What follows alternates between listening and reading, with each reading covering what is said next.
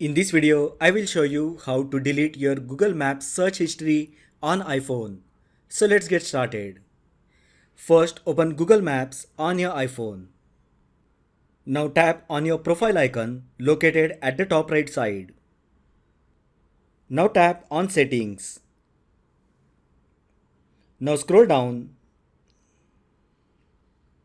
and here you will find an option Maps History. Just tap on it.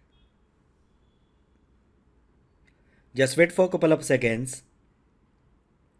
Now scroll down and here you will find all the searches that you had made recently on the Google Maps.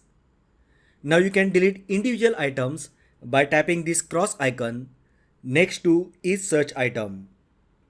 So let's delete one.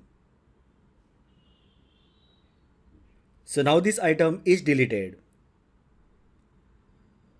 Now if you want to delete the entire search history, just tap on this delete button and here you will find option delete today, delete custom range, delete all time or auto delete. If you want to delete the searches that you made today only, then tap delete today option. Or if you want to delete the search history within certain date range, then click on delete custom range. If you want to delete the entire search history from the Google Maps, then tap on delete all time and it will delete all the searches that you had made on Google Maps.